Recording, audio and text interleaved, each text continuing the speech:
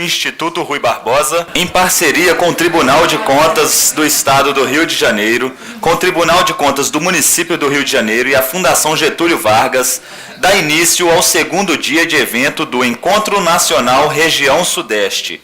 Hoje, o tema a ser tratado será preços referenciais. Para compor a mesa, convidamos o excelentíssimo senhor presidente do Instituto Rui Barbosa e presidente do Tribunal de Contas do Estado de Minas Gerais, conselheiro Sebastião Elvésio.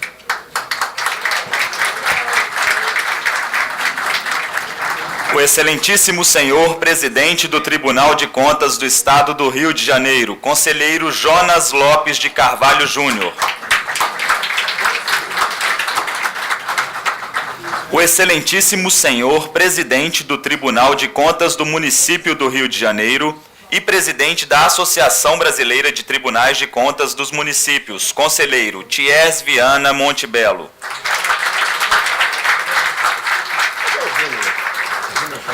O excelentíssimo senhor ministro do Tribunal de Contas da União, Benjamin Ziller.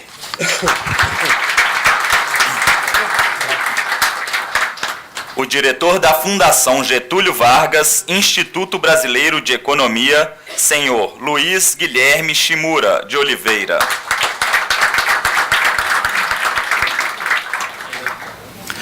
Convidamos para fazer o uso da palavra o excelentíssimo senhor presidente do Instituto Rui Barbosa, conselheiro Sebastião Elvésio. Muito bom dia a todos e a todas. É uma grande alegria para o Instituto Rui Barbosa inaugurar também o seu segundo dia do Encontro Nacional da Região Sudeste, hoje aqui, nesse ambiente tão extraordinário do Tribunal de Contas do município do Rio de Janeiro.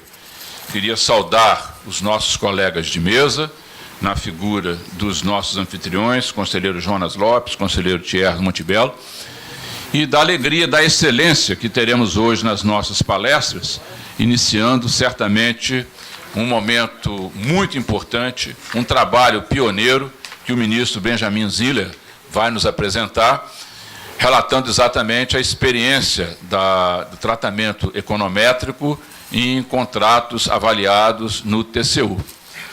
E também um agradecimento muito especial à Fundação Getúlio Vargas, aqui na figura do Dr. Shimura, nesse trabalho de melhoria da avaliação dos preços referenciais no Brasil através do seu Instituto Brasileiro de Economia. Portanto, feita a apresentação dos colegas aqui da mesa, eu queria saudar a todos que estão presentes, que lotam também esse auditório, dizendo mais uma vez que todos os ensinamentos aqui produzidos estão sendo gravados para a videoteca do Instituto Rui Barbosa e disponibilizados aos mais de 20 mil servidores que conformam o controle externo brasileiro. Então, sem mais delongas, eu devolvo a palavra ao cerimonial para continuarmos com a nossa jornada de hoje. Sejam todos muito bem-vindos e que possamos ter mais um dia excelente de trabalho, conforme tivemos no dia de ontem. Muito obrigado.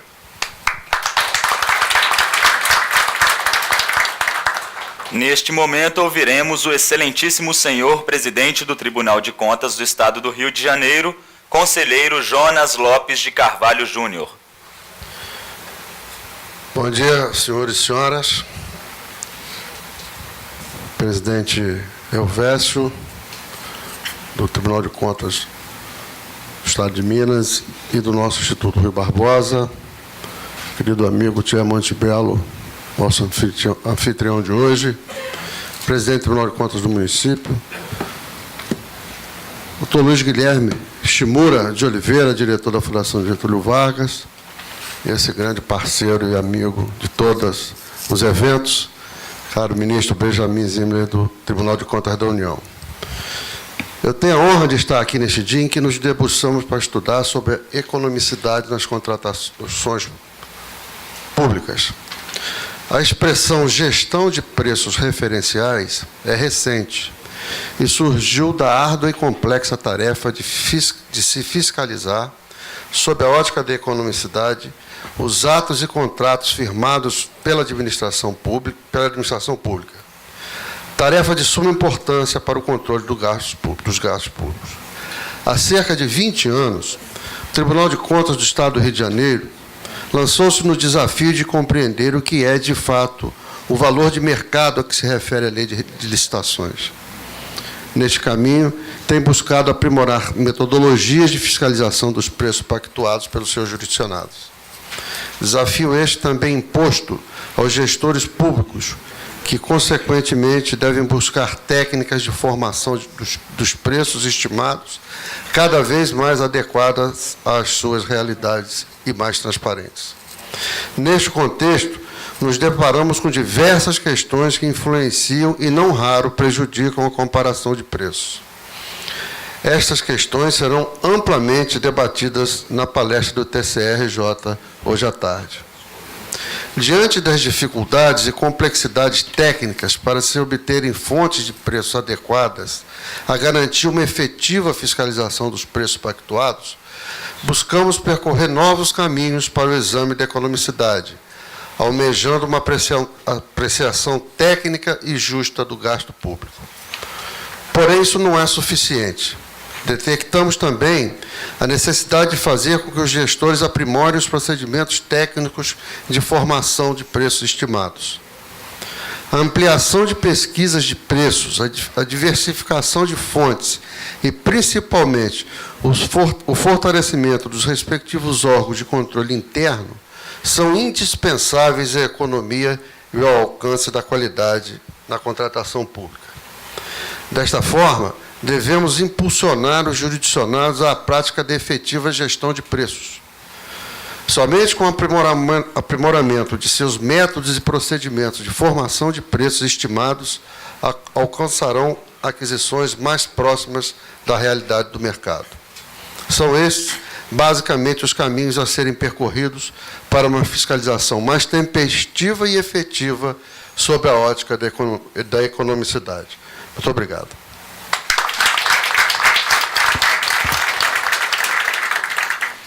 Ouviremos agora o excelentíssimo senhor ministro do Tribunal de Contas da União, Benjamin Zimler.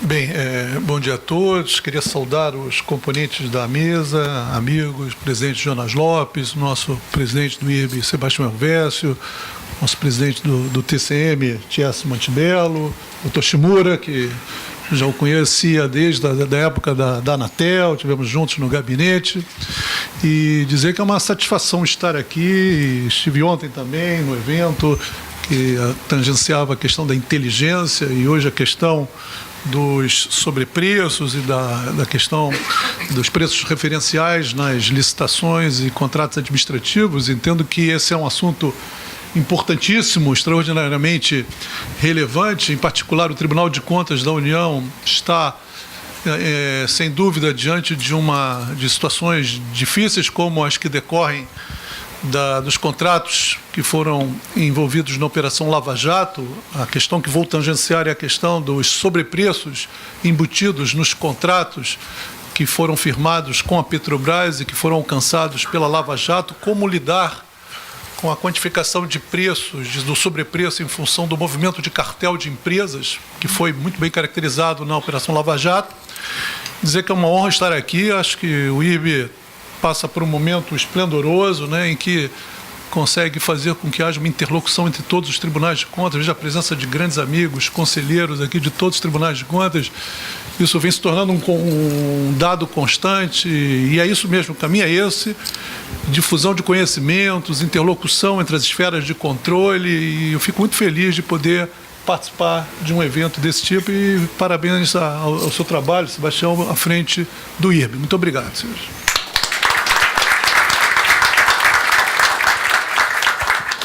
Passamos a palavra ao diretor da Fundação Getúlio Vargas, Instituto Brasileiro de Economia, senhor Luiz Guilherme Shimura de Oliveira. Bom dia, ministro Benjamin Zimler,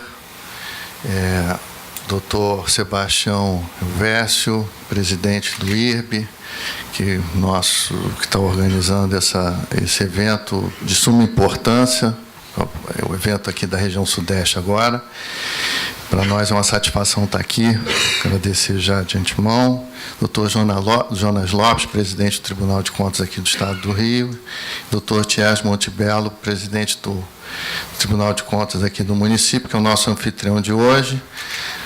Bom dia a todos, senhoras e senhores. Para nós do IBRE da Fundação Getúlio Vargas é uma satisfação estar aqui.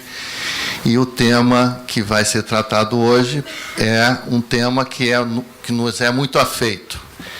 A Fundação IBRE, da Fundação Getúlio Vargas, ele foi constituído em 1951 pelo doutor ex-ministro Eugênio Goudin.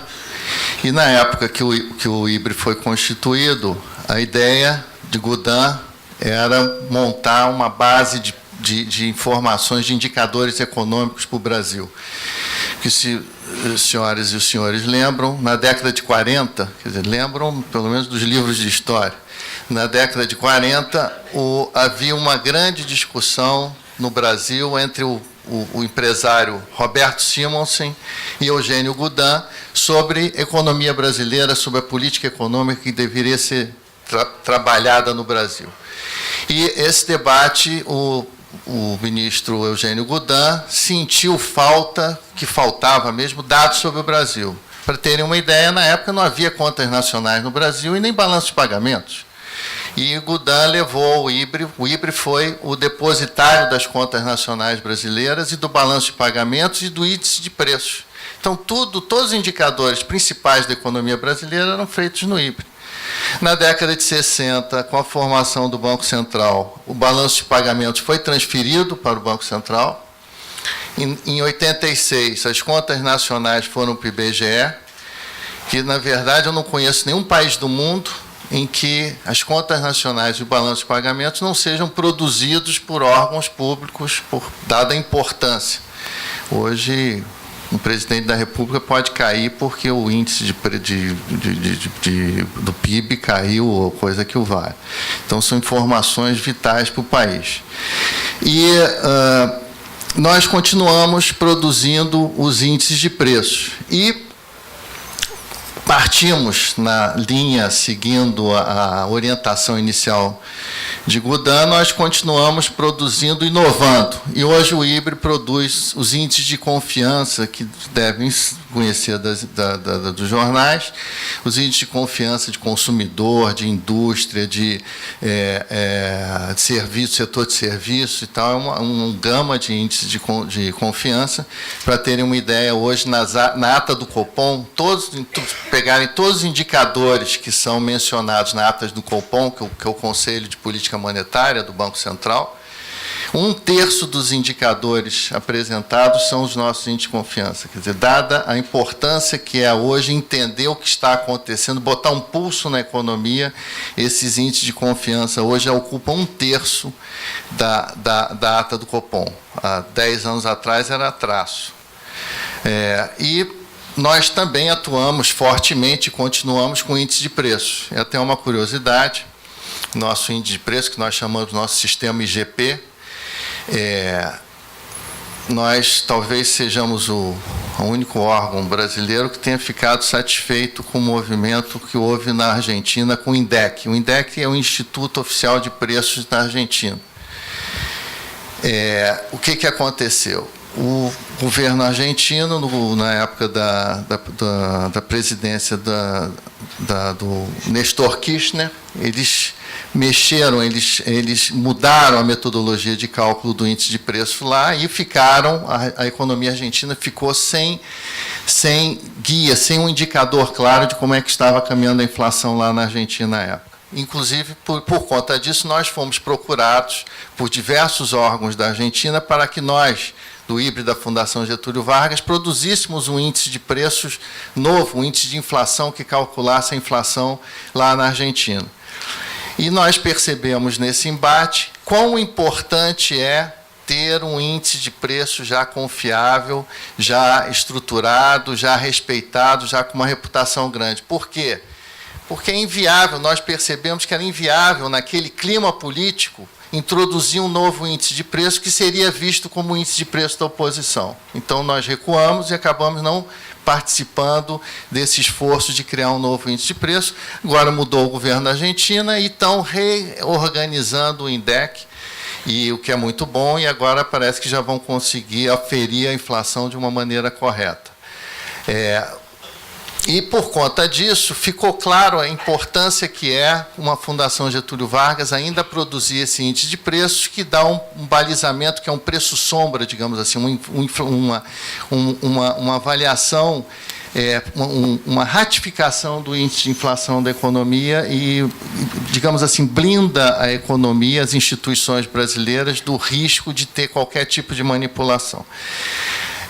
E eu gostaria, só para encerrar, não me alongar muito, falar um pouco das nossas experiências por conta dessa respeitabilidade que temos e o reconhecimento que possuímos por produzirmos índices de inflação desde 1944. Nós conseguimos, por conta disso, ter uma atuação muito fácil, uma aproximação, uma obtenção de dados de inflação, de preços que é difícil, às vezes, empresas disponibilizarem esses dados. Por quê? Como sabemos, muitas vezes o preço praticado por uma empresa para a venda de um determinado produto ou serviço é uma variável estratégica para a empresa. E ela não quer abrir esse preço, essa informação, porque pode ser uma variável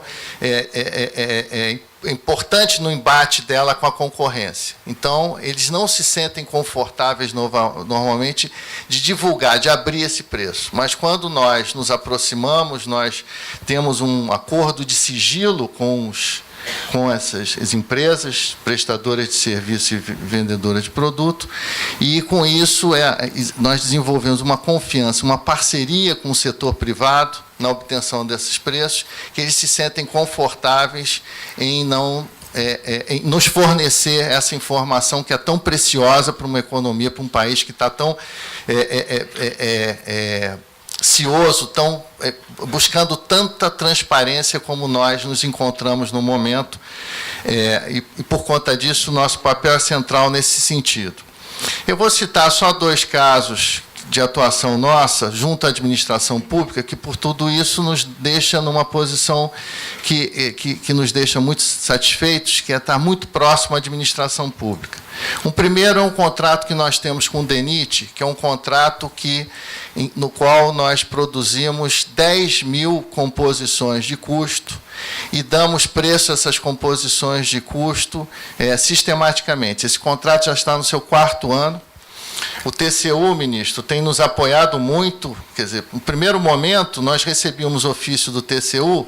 A nossa ideia, sendo bastante franco, era o seguinte: puxa, lá vem mais um ofício que a gente vai ter que ler, vai dar trabalho para responder. Mas a qualificação do corpo técnico do TCU chama atenção hoje, porque os ofícios eles vêm com críticas que são muito importantes, sob a ótica do controlador, o que melhorou bastante a qualidade, inclusive, das nossas informações e das nossas composições de custo que estão sendo prestadas. A gente está fazendo para o DENIT toda a parte de rodovias, para a NTT a parte das ferrovias, estamos negociando com a Secretaria de Portos parte das hidrovias. Então, pegar toda a malha viária e os preços serão fornecidos por nós em cima de todas essas composições de custo. E, por fim, citar um exemplo de uma outra atividade nossa, ainda na linha de preços, que é um caso que eu gosto de contar. Espero que o presidente Thiers não tenha ouvido essa história, porque eu já contei em alguns fóruns, mas que é muito interessante. Eu acho que é uma experiência para a gente, foi muito rica, que foi com um pãozinho, o preço do pãozinho francês, pão francês. Então, nós fornecíamos para a Prefeitura do Rio o preço do pão francês, de 30 gramas e de 50 gramas. Em um dado momento, os estabelecimentos mais populares resolveram abortar a venda de pãozinho de 30 gramas. Só vendiam pãozinho de 50 gramas. Começou uma onda de que achavam que não era um bom negócio vender pãozinho de 30 gramas. O mercado estabeleceu isso, e só pãozinho de 50 gramas. Então, o que aconteceu foi que Onde se encontrava pãozinho de 30 gramas eram só lugares extremamente... eram estabelecimentos de alta qualidade. Ou seja, nós estávamos coletando preços, nós coletamos preço onde tem preço disponível. Então, eu brincava com os nossos coletadores e dizia o seguinte, para pegar o preço do pãozinho de 30 gramas, temos que ir de paletó e gravata, porque só onde se vende pãozinho de 30 gramas é um estabelecimento de altíssima... só em lugares extremamente sofisticados. E o que aconteceu com isso? O preço do pão de 30 gramas começou a subir mais do que o preço de 50 gramas. E avisa a prefeitura que o pãozinho de 30 gramas está subindo e está encostando no preço de 50 gramas. Foi informada a prefeitura, consultaram as nutricionistas. Os nutricionistas disseram assim, que o pãozinho de 30 gramas era para as crianças, merenda escolar. Eles disseram o seguinte, não pode dar pão de 50 gramas que vão engordar as nossas crianças. Tem que ser pãozinho de 30 gramas. Eu falei, tá bom, vamos lá. Continua 30 gramas, 50 gramas. Aí passou o preço do pãozinho de 30 gramas, passou o preço do pãozinho de 50 gramas, porque era inevitável que isso acontecesse. Vamos lá de novo, conversando lá com a prefeitura. Aí veio a ideia. Nós temos a seguinte ideia. Faz o seguinte, compra o de 50 gramas e rasga, corta ao meio o pão. Aí não fomos bem recebidos, porque foi uma resposta técnica a um problema político. Então disseram o seguinte, mas imagina como é que o prefeito vai ficar se disserem que ele não dá nem um pão inteiro para as crianças. Então tem que ser o pãozinho de 50 gramas. Tudo bem, tem que ser o pãozinho de 30 gramas, perdão. E o que aconteceu? CPI do pãozinho. Então, fomos para a CPI, representando a prefeitura, aqui no Rio, aqui no Rio de Janeiro, na Câmara de Vereadores. E, enfim, acabamos resolvendo isso, mas é uma curiosidade para terem uma ideia, às vezes, de uma coisa que parece que não tem a menor importância, que cria toda essa confusão. Bom, muito obrigado de novo. E, enfim, eu acho que teremos um excelente evento hoje.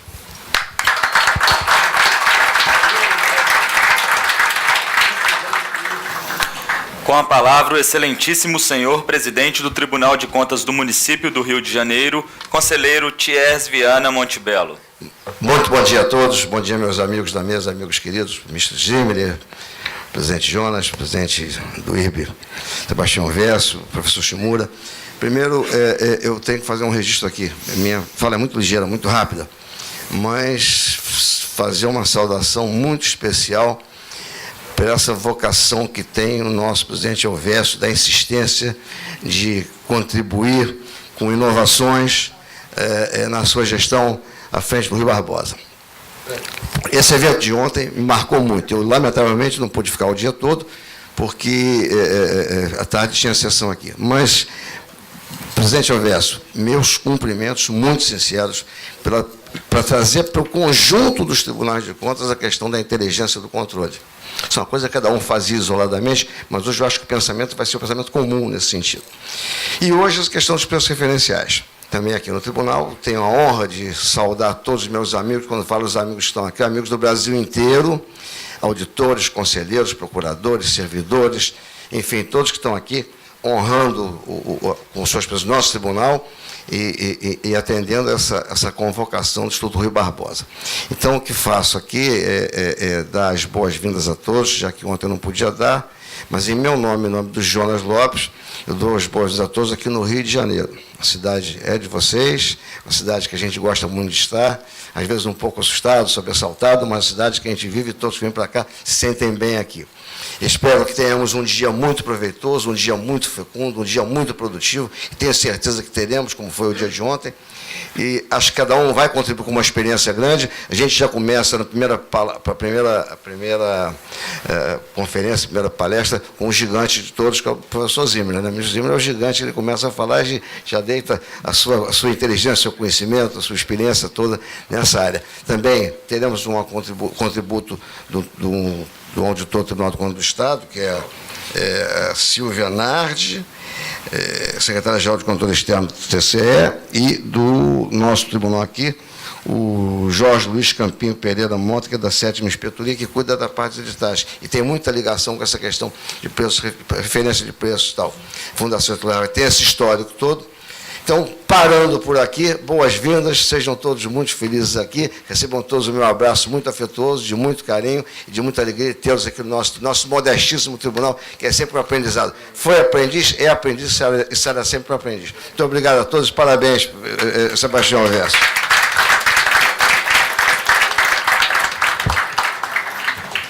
Faremos agora a assinatura do termo de cooperação entre o Tribunal de Contas do Estado de Minas Gerais e o Tribunal de Contas do Município do Rio de Janeiro, com o objetivo de intercâmbio de soluções tecnológicas entre os partícipes, com a cessão pelo Tribunal de Contas do Estado de Minas Gerais do site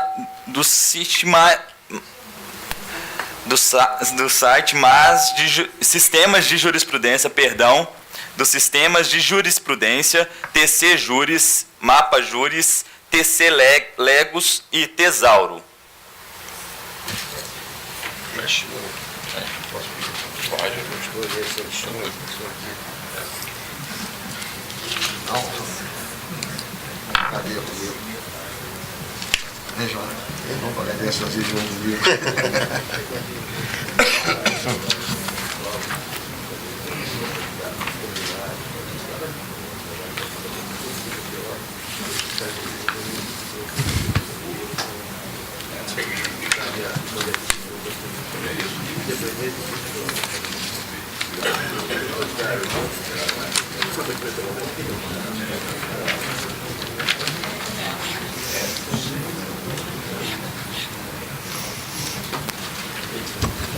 Queria pedir ao doutor conselheiro do Nestor Rocha e conselheiro Antônio Carlos que pudessem testemunhar aqui a firma desse convênio.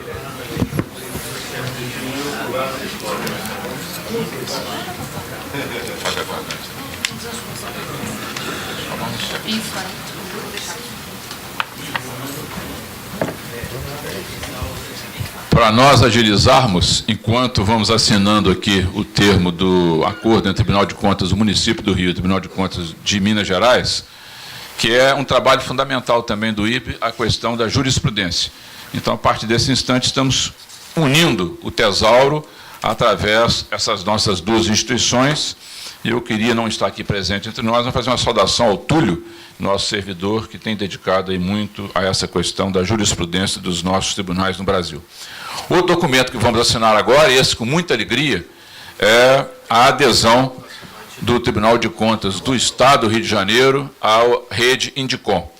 Quero anunciar a todos, com muito entusiasmo, que o índice de efetividade da gestão municipal, com essa assinatura que aqui procedemos, vamos integrar os 27 estados do Brasil. Na verdade, não são os 34 tribunais, que, por exemplo, o TCU não tem, nesse caso, uma interferência direta com os municípios, mas os 5.570 municípios brasileiros, a partir desse momento, já estarão integrados ao índice de efetividade da gestão municipal. Então, na figura da nossa vice-presidente do IRB, conselheira Cristiana Moraes, que foi idealizadora desse índice em São Paulo, quero também celebrar com todos esse momento e pedir, então, ao presidente Jonas que promova a assinatura da adesão do TCE-RJ.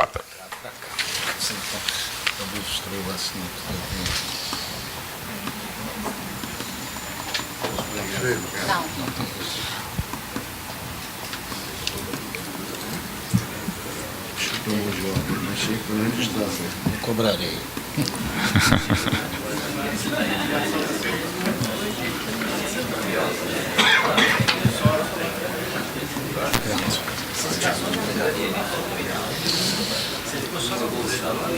Mineiro gosta muito de casos, né? A gente costuma falar de causo. Nosso professor Shimura contou o caso dos pãezinhos aqui do Rio de Janeiro, e eu me lembrei, para o sistema de controle mundial, um dado importantíssimo, que são, e tem muito a ver com o que nós vamos aqui discutir, que são os biscoitos do nosso querido Miguel de Cervantes. Todo mundo vai concordar que a sua obra Don Quixote de La Mancha talvez seja uma das mais, na minha opinião, é a mais importante, mas certamente é um dos 5 livros mais importantes da literatura mundial. E poucos sabem da qualidade dos preços em que Dom Quixote não, o Miguel de Cervantes se viu envolvido na sua vida real. Ele era o responsável, meu caro professor Shimura, não sei se você sabe desse detalhe, para comprar biscoitos para a frota naval espanhola. E numa dessas compras de biscoito, ele comprou um biscoito muito endurecido, de baixa qualidade, que foi rejeitada por alguns comandantes navais. E isso lhe custou, na sua prestação de contas, um arresto na Torre de Sevilha. Ficou preso na Torre de Sevilha. E ali foi, que já era arrecadador de tributos, andava pela Espanha inteira, ele teve a oportunidade de escrever essa obra magistral. Então, lendo aqui a história do professor Shimura, eu lembrei dessa história do Miguel de Cervantes, porque o controle, com essa questão da qualidade do preço, já naquele tempo o biscoito não atendia a especificação da Armada, custou ao Miguel de Cervantes esse arresto. E nasceu essa obra maravilhosa, né? Quem sabe que com esse encontro aqui de hoje também, muitos dos técnicos que estão aqui presentes também possam ser iluminados a nos encontrar soluções mais efetivas para essa questão tão dramática dos preços de referência. E para começar esse caminho de luzes, nada melhor que essa figura espetacular, parceiro inestimável do Instituto Rui Barbosa, tem dado palestras para a nossa qualificação dos nossos servidores e membros Brasil afora, esse ídolo de todos nós, o ministro Benjamin Ziller. Muito obrigado. Para darmos início às palestras, solicitamos aos componentes da mesa de honra que se dirijam à primeira fila do auditório.